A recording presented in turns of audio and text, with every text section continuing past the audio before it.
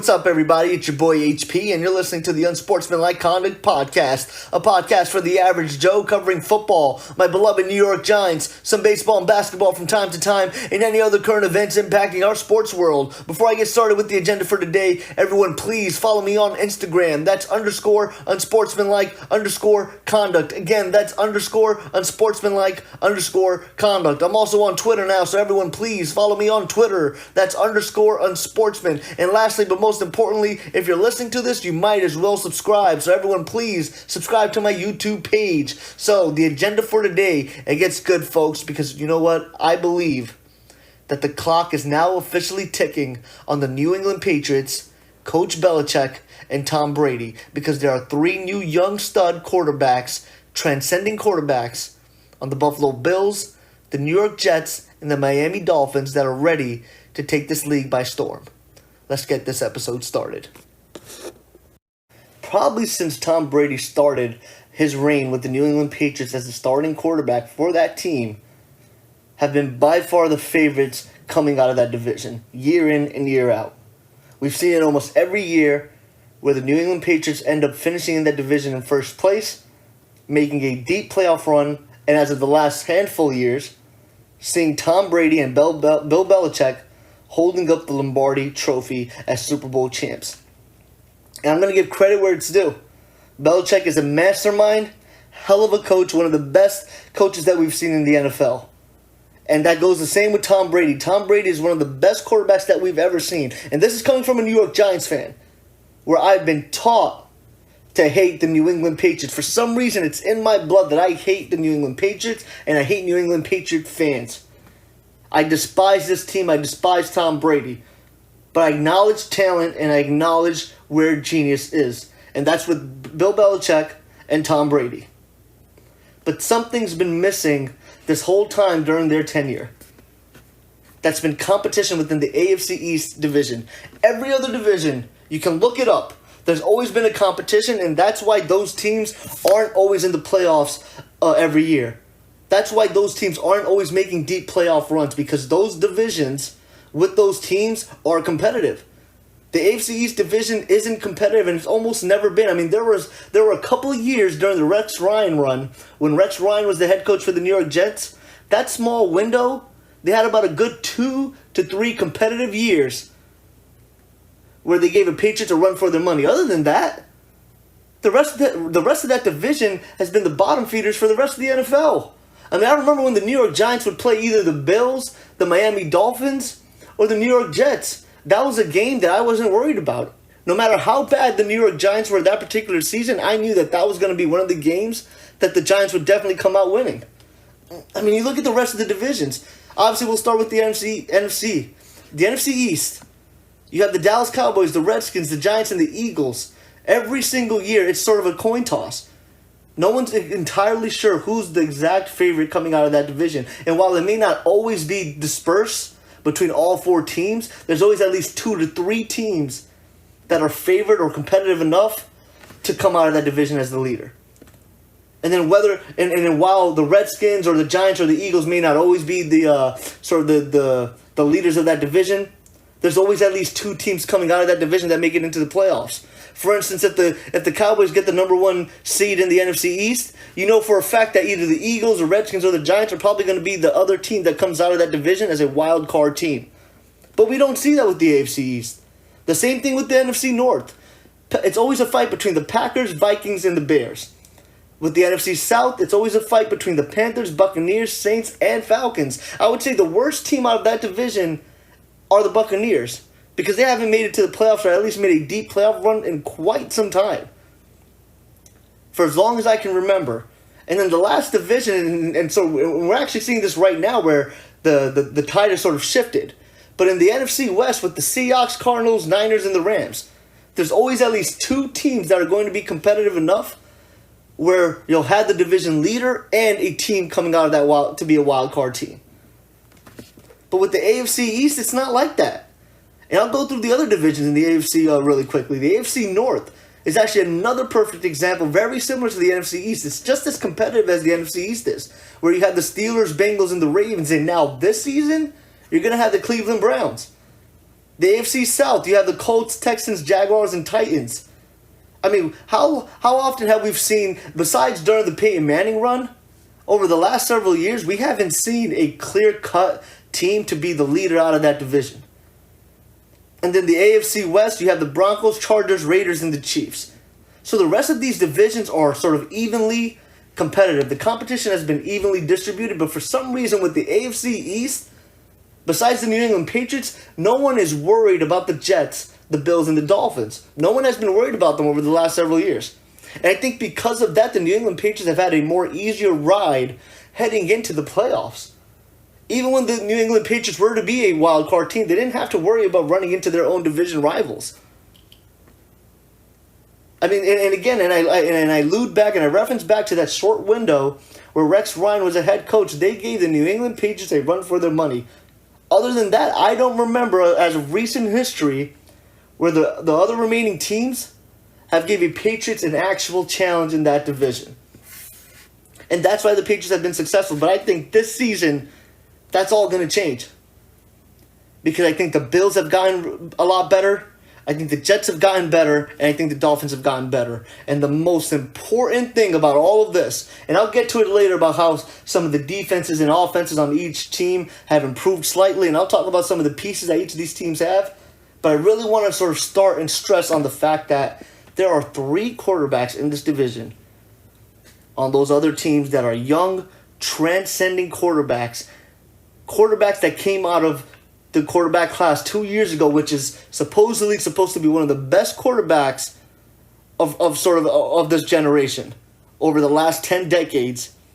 And that's Sam Darnold on the New York Jets, Josh Rosen on the Miami Dolphins, and Josh Allen on the Buffalo Bills. And when you have 3 quarterbacks, 3 premier young quarterbacks that are transcending quarterbacks and that are only going to get better, and obviously we know the jury's still out on Josh Rosen because he recently just got traded after 1 year with the Cardinals. But just sort of putting that fact to the side, there are 3 quarterbacks in this division that are ready to take over this league. And eventually in a couple of years, and 2 or 3 or maybe all 3 of these quarterbacks may end up being top 10 quarterbacks in the NFL and leading the charge in the NFL. And it's very, very scary because it doesn't look like the Patriots have a backup plan after Tom Brady. They traded Garoppolo a couple of years ago to the 49ers, and there just doesn't seem like there's a backup plan. And while this year there's actually going to be a legitimate challenge to the New England Patriots, I don't think this is the year where the New England Patriots get knocked off. But I think within a couple of years, we're going to see the New England Patriots slowly declining. And we're going to see teams like the New York Jets, the Buffalo Bills, and the Miami Dolphins slowly taking over this division. And believe it or not, that is when we're going to be able to see some really good football coming out of this AFC East division. And it's going to be led by those 3 quarterbacks: Sam Darnold, Josh Rosen, and Josh Allen. And I can't wait to see sort of the pendulum swing because each of these quarterbacks are being set up for success and to lead their teams to very good, positive seasons for years to come. And I want to start off with Josh Allen, the quarterback of the Buffalo Bills.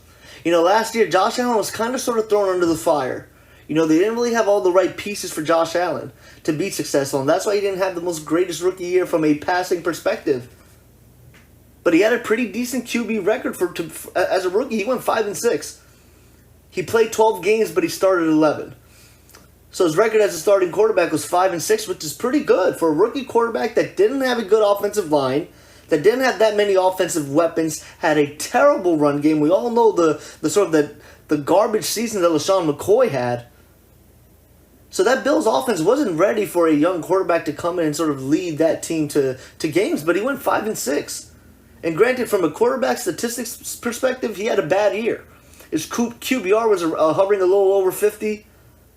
His completion percentage was hovering over a little over 50. And I think his touchdowns to his interception ratio, I mean, he went 10 touchdowns, 12 interceptions.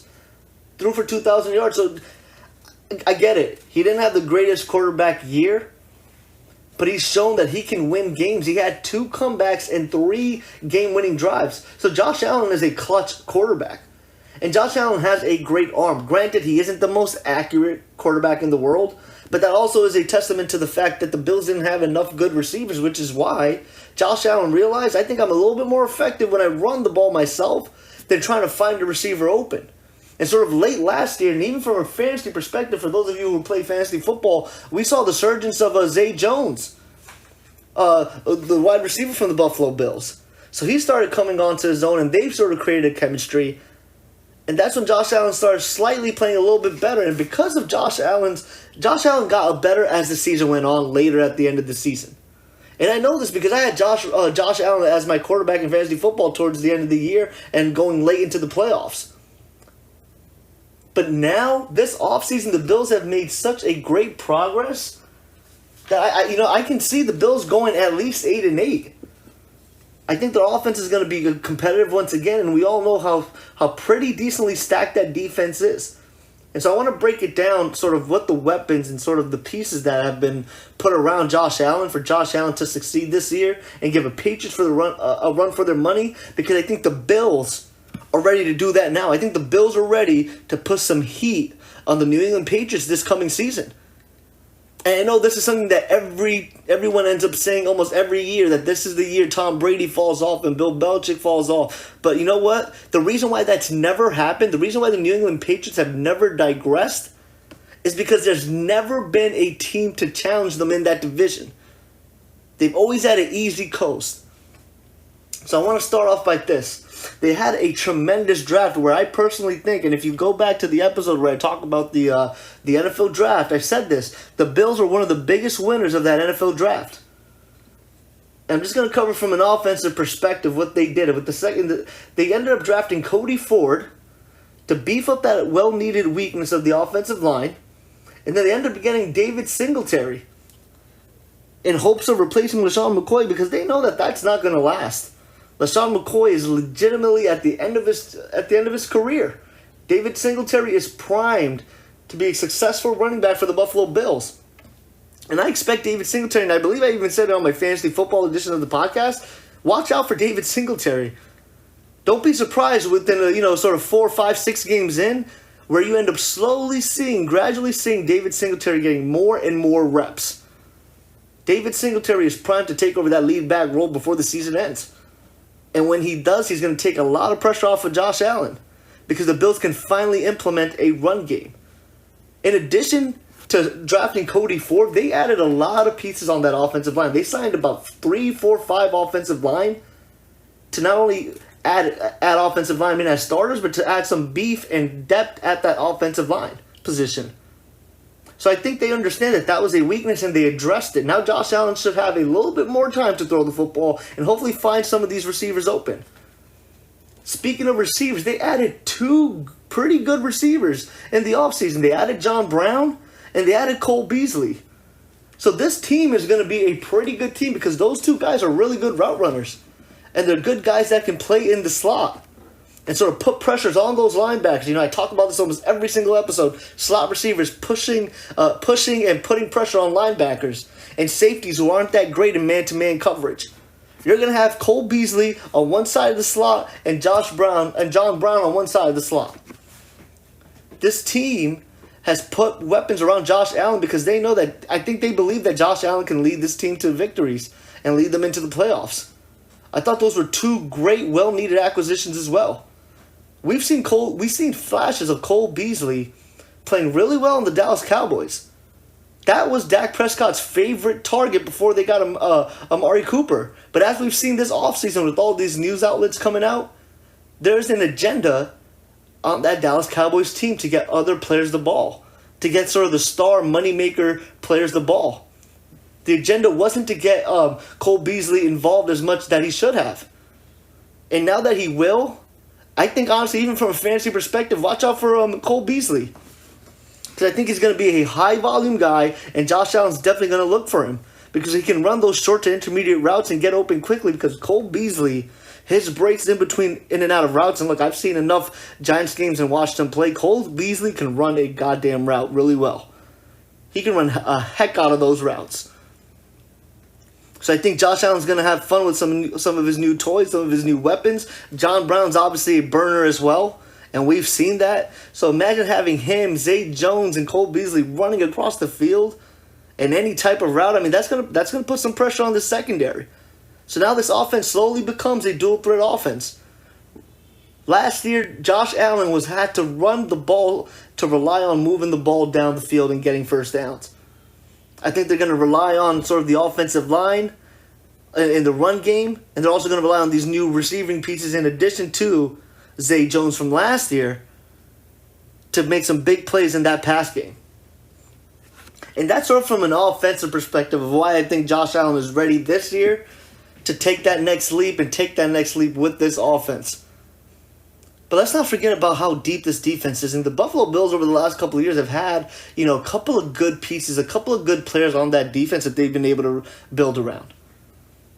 And so, I talked about the draft, not too long ago when I talked about how they drafted Cody Ford, the offensive line. Well, on the defense with the first round pick, they ended up getting a defensive tackle Ed Oliver, who is going to be a beast, who I hope that the Giants would have gotten instead of Daniel Jones. So that automatically improves your offensive line, and that's probably the one position where I think the Bills still need to work on. There's still not enough depth at the defensive line position to put pressure on quarterbacks. But every other position going on up from defensive line, they have some talent. You look at that linebacking group, that's a pretty complete linebacking group. Tremaine Edmonds, Matt Milano, Lorenzo Alexander, all three have had great years last year. All three are great linebackers. Tremaine Edmonds and Matt Milano are young guys, young studs who are going to be playing in this league for another 10 years. And then you go to the secondary, which there's some pretty good ball hawks in that secondary. You have Tre'Davious White, who's a hard-nosed cornerback who I've compared to DeAndre Baker, the rookie cornerback out of Georgia that the Giants drafted. And then you got two great safeties with Micah Hyde and Jordan Poyer. I mean, that's a pretty good solid core to build that Buffalo Bills defense off of.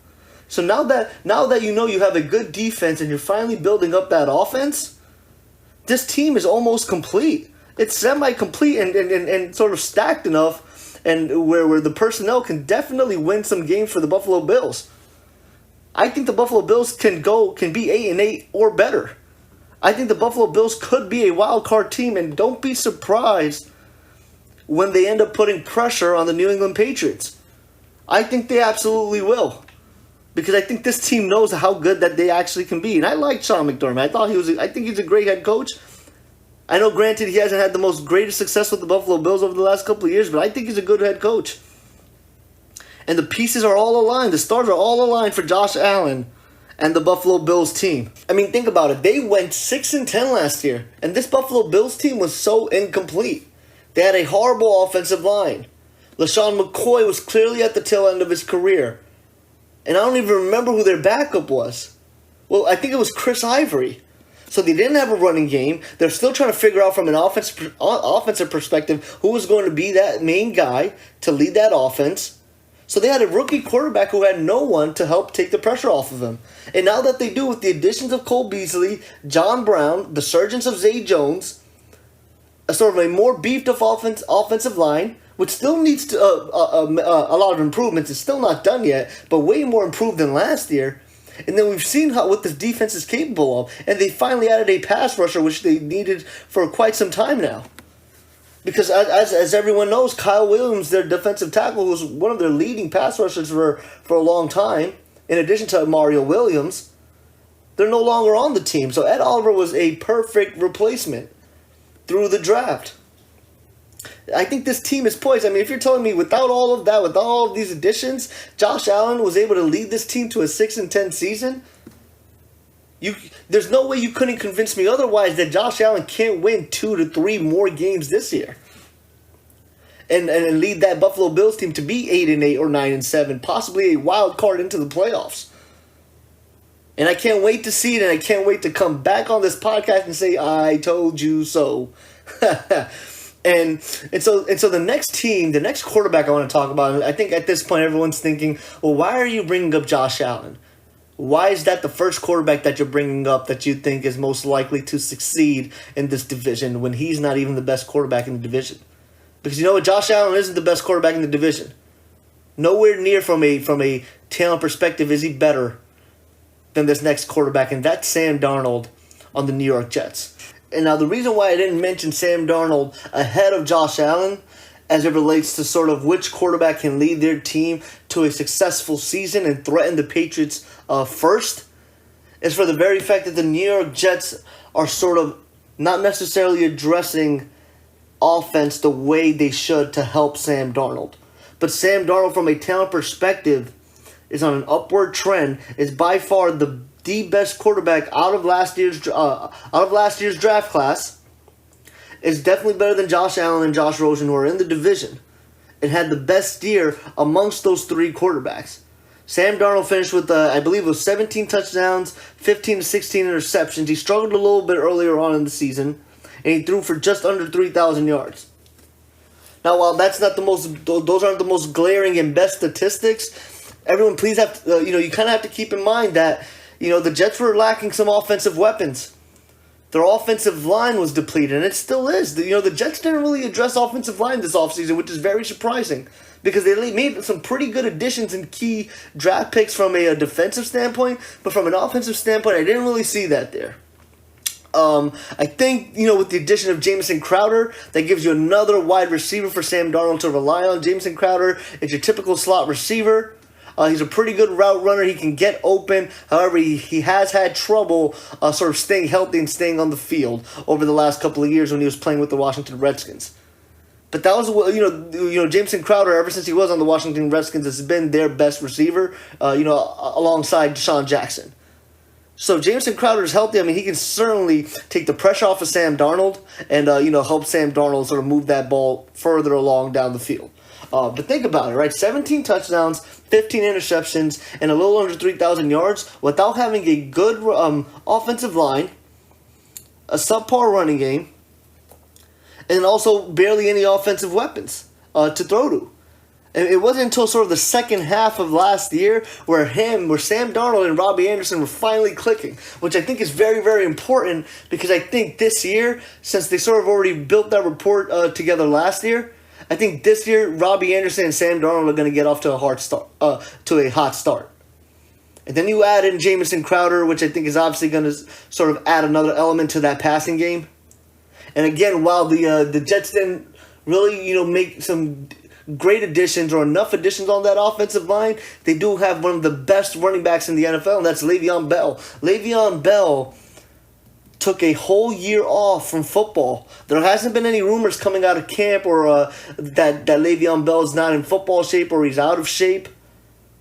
I mean, some of these people out of camp are very surprised. Some of these New York Jets players are surprised at what they're seeing and how capable Le'Veon Bell is. Le'Veon Bell is a once-in-a-generational running back. And I think that that's certainly going to help Sam Darnold. I mean, if you have one of the best running backs in the game, sometimes you don't need that great of an offense to pull up those same statistics. And let's not forget, Le'Veon Bell is essentially another receiving option. He can get you 60, 70 receptions a year. So that's another weapon for Sam Darnold to rely on, not only from a rushing standpoint, but from also a passing standpoint. And I expect Adam Gase to line this guy up as a slot receiver or run routes out of the backfield the same way the Steelers used them and the same way Adam Gase used Kenyon Drake when he was the head coach of the Miami Dolphins. But the reason why I can't have Sam Darnold and the New York Jets ahead of the Bills as a team to, sort of give the Patriots a run for their money as a threat to the New England Patriots is because of the fact that I don't think the Jets have prioritized the offense the same way they prioritize the defense. Because from a defensive standpoint, this Jets team is still pretty solid. They signed C.J. Mosley as one of the best linebackers in the game. They drafted Ja'Kai Polite, the outside linebacker / defensive end from Florida. And they used their first overall pick to draft Quinnen Williams, who's going to be a stud defensive tackle alongside Leonard Williams. And this secondary for the Jets isn't bad either. Everyone knows about Jamal Adams and how he's going to be the forefront of that secondary. And then and then alongside Jamal Adams, you have Marcus May, who's also a great safety as well. And then you have Tremaine Johnson as one of their number one cornerbacks. While they are a little slim at the sort of defensive back position, this defense will probably still be competitive enough to keep the Jets in games. And I think Sam Darnold, again, he's the best quarterback of last year's quarterback class, and obviously the second best quarterback in this division. And that's why I have him and the Jets behind the Bills as who I think the next team will be to sort of dethrone the New England Patriots and Tom Brady. Now, the key thing here is that the New York Jets have to continuously build this offense up for Sam Darnold. Because while I'm a huge fan of Robbie Anderson, I don't see Robbie Anderson as a true number one wide receiver. I see him as a complement to another number one wide receiver. I don't think a burner. Robbie Anderson to me is a burner. A burner receiver shouldn't be your number one wideout. They should be your secondary wideout, your second option. So I think once they sort of tighten up that wide receiver position and that offensive line, which I think they can probably do in the next offseason, beware of the Jets. Because I think in a couple of years, probably in 2 years, the Buffalo Bills and the New York Jets will probably be the top teams of the AFC East division. And then the next quarterback and team combination that I wanted to talk about, the last team that I think has a possibility to dethrone the Patriots, probably not this year, but in a couple of years. This one's going to take a little longer, so I just want to sort of backtrack a little bit and sort of recap. I think the Bills have a chance this year to threaten the Patriots and sort of dethrone the Patriots. I think with the Jets, they have a more slighter chance than the Buffalo Bills to do that this year, but certainly next year. With the Miami Dolphins, I think it's going to take a little bit more time because of Josh Rosen. There's still a big question mark on Josh Rosen because he didn't have the greatest season last year with the Arizona Cardinals. And heading into this year, Josh Rosen isn't going to be a starter for the Miami Dolphins. It's going to be Ryan Fitzpatrick. And we all know how it goes with Ryan Fitzpatrick. Over the last couple of years, whatever team Ryan Fitzpatrick was on, he ends up taking over the starting job. And he ends up holding on to it. Right? Whether he may not always start all 16 games, but he starts most of those 16 games. Teams and head coaches always sort of rely back on Ryan Fitzpatrick because for some reason, he's such a hot and cold quarterback that when he's hot, he's great, and that's why teams keep him in. And I think that's sort of going to impede Josh Rosen's progression as a quarterback in the NFL for another year or two. But I think Josh Rosen has a lot of great talent, and I've been a big Josh Rosen fan. I mean, since I've started this podcast, I even wanted the Giants to trade for him because I think he can slice up a defense better than anyone. I've watched a lot of tape of him last year. He makes great tight throws in tight windows that, quite frankly, when the completion was completed, I was very surprised that the ball got to the receiver. I think Josh Rosen has also a hell of an arm. Those are very tight spiral. But right now, it's not clear to me when he's going to start. And that's the only reason why I have him as third. Otherwise, I would probably have him at ahead of Sam Darnold and maybe even Josh Allen for the simple fact that the Miami Dolphins went 7-9 last year. A team that went 7-9. They had some depth at running back. Their offensive line wasn't completely bad. Their offensive line was decent. Their defense had some pretty good players. They have a pretty decent secondary. That Miami team was rolling last year, but then they sort of hit sort of a decline. They sort of hit a cliff and declined. And they won 7 games. So you would think that, okay, with that current roster and some of the additions that they made in the offseason, Josh Rosen may be primed to sort of lead this team to another 2 to 3 wins. Maybe that 7-9 turns into an 8-8 or a 9-7 or possibly even a 10-6.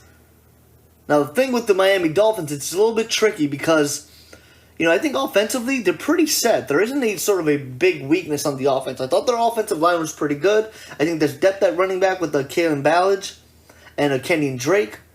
They have some pretty good receivers with Kenny Stills and Devontae Parker. However, I don't think that number one receiver position is really solidified. And then they have Mike Gesicki, who, his rookie year wasn't the greatest, but he's still a raw prospect who can only get better. So I think offensively, this Dolphins team isn't too far away from being successful. Now, again, it's a wait-and-see game with Josh Rosen because I think Josh Rosen just needs to be, he has to start, right? I mean, he has to get those reps with the Dolphins. And I think it's a wait-and-see moment with Josh Rosen because we need to see how Josh Rosen is going to perform in this new offensive system. I think there's two, we see the stats that he had with the Arizona Cardinals, but the Arizona Cardinals set him up for failure. They didn't put the right pieces around him offensively. That offensive line was a shitstorm. It's not the case with the Miami Dolphins. The Miami Dolphins were competitive, the most competitive team other than the New England Patriots last year in that division. So think about it like this. There are 3 quarterbacks in this division outside of the New England Patriots that are ready to take the league by storm within a matter of years. And some quarterbacks with their teams, like the Bills and Josh Allen, the Jets and Sam Darnold, are probably going to make a really good, huge leap and improvement next season because they just had great off seasons. I think the Jets had a better offseason from a defensive standpoint and not so much of an offensive standpoint. But I think Sam Darnold's talent alone may make up for it. And people are raving about Sam Darnold of this offseason, sort of the leadership skills that he's shown. And which sort of leads me to conclude that I think that the clock is officially ticking on Bill Belichick and Tom Brady. I think this is the year that we see the Patriots get dethroned, and that team will be by the Bills. And that's why I had started off analyzing Josh Allen and the Buffalo Bills. And I want to sort of reiterate, I don't think Josh Allen is better than Sam Darnold, and I don't think Josh Allen is better than Josh Rosen. But Josh Allen is the best suited to do this with the Buffalo Bills because the Buffalo Bills have been by far the best team in sort of rebuilding this team to a point where they can make it to the playoffs. And granted, maybe they don't win the season series with the New England Patriots. Maybe they split it. But once playoffs starts and once those wild card games start, I mean, you guys know this. The NFL playoffs is unlike any other sport. It's not like the NBA. Any team has a fighting chance to make it to the Super Bowl. So while maybe the Bills don't make it to the Super Bowl, maybe they knock off the Patriots. Maybe the Patriots don't make it to the Super Bowl because of the AFC East rival. Maybe this time we finally see a division that's given Tom Brady and Patriots some problems, similarly to all other divisions where there's never the clear-cut winner heading into the season. There's always a prediction, and predictions don't always necessarily match the results when it comes to predicting other division-leading teams and wildcard teams. Folks, that wraps it up. That was episode 14 of Unsportsmanlike Conduct. Thanks for tuning in. It's your boy HP. Peace out. The podcast you just heard was made using Anchor. Ever thought about making your own podcast? Anchor makes it really easy for anyone to get started. It's a one-stop shop for recording, hosting, and distributing podcasts. Best of all, it's 100% free. Sign up now at anchor.fm/new. That's anchor.fm/new to get started.